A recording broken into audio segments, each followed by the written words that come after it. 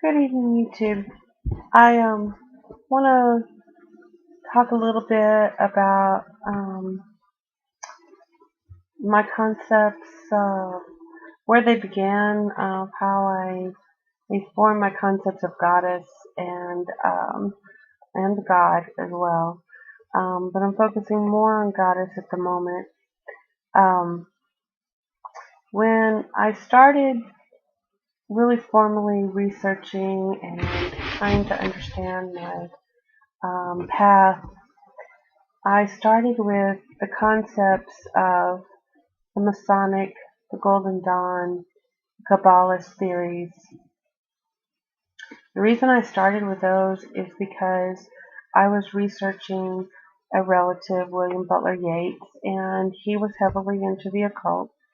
And in that, I started getting interested in what that meant that he was into. And so I researched the names that he was affiliated with.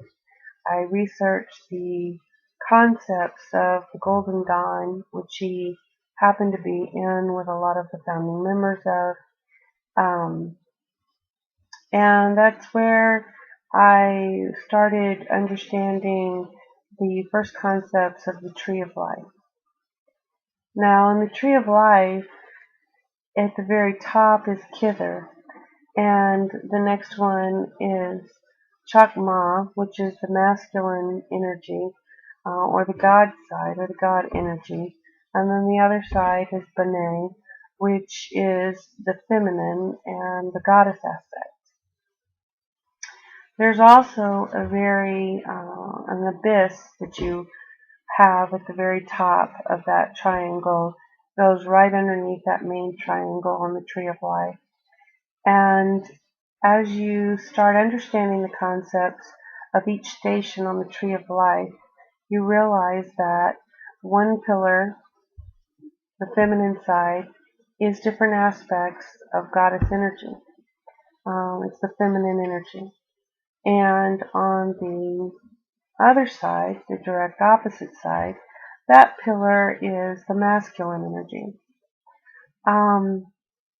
You can understand that even when you start looking at the tarot card, the High Priestess, you see the two columns there, and that tends to be part of the same concepts on that Tree of Life. There's a third pillar in all of that, and that's the middle pillar. And you can move up and down, working at these different levels on this Tree of Life. And I did a lot of working with that, but I also did a lot of the working of the basic exercises and concepts of a magic circle and a personal magic circle, or one that had more people in it, and the proper size, and how to build energy and contain energy. And in doing a lot of these concepts, because I was working as a solitaire, I wasn't initiated into any of these practices, and I didn't have a mentor walking me through. You can only learn to such a level at that point, and it's like you learn in layers. And you never know how deep you're going, because you never know how deep you can go. So you think you understand the concept, but I would understand that these are very complex concepts, and I knew that I needed a different perspective. And so I started, since it was getting into more of the magic element, and I did want to practice magic, but the Kabbalist way and the Golden Dawn and the Masonic is more formalized magic. It's very ceremonial in its practices. And because of that, the esoteric thought can be very elusive when you're trying to deal with it on a practical level and you're trying to open yourself up to these energies at a very base level. So I started looking at other concepts. So I started researching witchcraft and the concepts of witchcraft. I studied Wicca. I studied the different kinds of witchcraft that you can find, because there's many pagan paths that actually practice some form of magic. But the principles, although they may use different terminologies, they are the same, really. But when one path would explain something one way, another path explain it a different way, and then you come from another esoteric way, it helps you actually understand the levels that you need to understand to layer it all together. It kind of fills in some of the missing pieces. And when I started practicing magic, um, I used the concept of the Lord and Lady, the God and Goddess. I didn't use a formal name of a particular god or a particular goddess. I tried at first to do that, but it didn't feel right because I guess coming from the esoteric background. It was more the concept of Benet and Chakma, and I was trying to access those primal um, original energies, and that was before um, they split into the multiple facets and personalities that they were. I understood the god and the goddess as the supreme movement of when they first separated from source to begin with, as the divine masculine and the divine feminine. And that concept led me to understand that of all the goddesses, of all the gods, they really wrapped up into one god and goddess and tended to be rays of energy off of that same original god and goddess. Not that that original god and goddess ever had a true name. It was more of an energy form back to source, but from a feminine or a masculine aspect. So I chose to look at God and Goddess as a more generalized term like that, and that encompassed all gods and goddesses. And it doesn't matter which one you use, it all goes back to the same source. However, if you're working a particular energy, that if you're working a particular spell work, particular shadow work, or particular issues or problems, or um, if you just want certain results, it may be that you use a particular energy path to do that. So that there are certain gods and goddesses that are more prone to be able to bring about that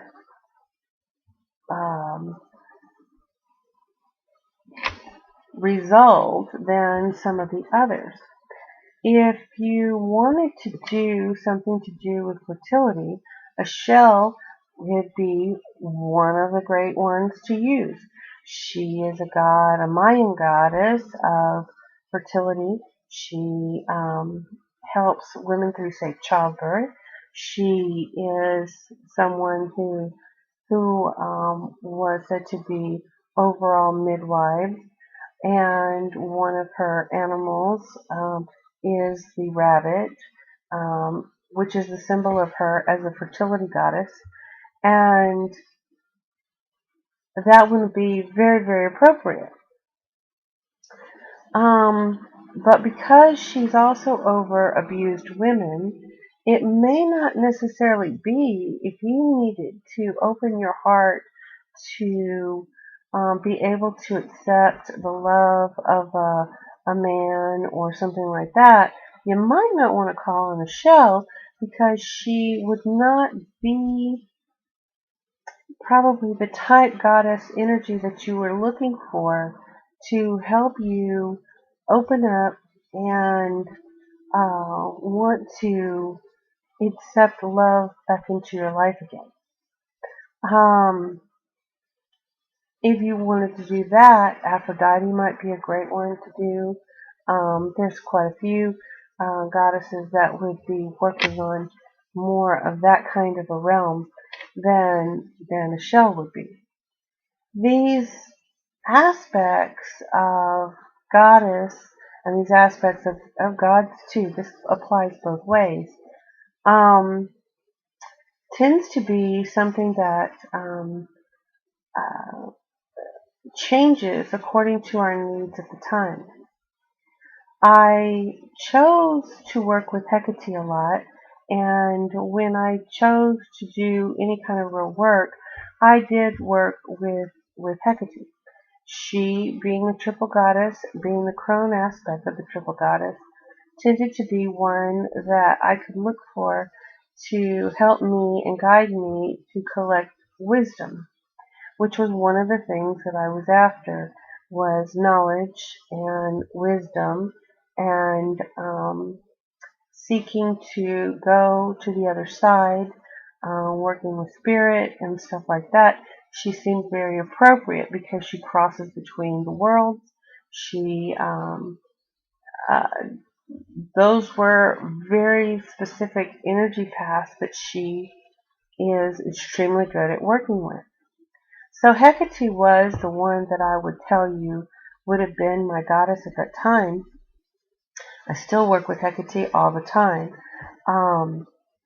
But when I was going through a really bad time, it was a different goddess that emerged. One that I had no knowledge of prior to her coming into my life. But it took me 11 years, 11 full years from the time that I encountered her and she attached to the time that I understood and could call her by her name. And this is the story of Goddess that I will start trying to take people down the path of, so that I can show you that Goddess really chooses you, and you always have a goddess walking with you. But depending on what your your vibrations are crawling, screaming for, in my case, I was screaming for this help, and I was unaware that she was listening. I was unaware when she attached, and I was unaware that the things that were coming through to me were actually signs of my goddess that had very strongly attached to me because of my personal request that I didn't even realize that I had done. Looking back on it, I have great 2020 hindsight. But going through the situation, I was so close to it, it took me a long time before I could actually understand the path that 11-year journey that I had to find the name to the goddess that had attached herself. She still holds a very special place with me. I consider her one of my patron goddesses because it was such a long-term issue that I had that she was there to help me with. Um, but I'll make that another video so that I can actually keep these videos short, where they're easy to upload and easy to watch. So I guess this will be part 1 of my history with the goddess. Thank you.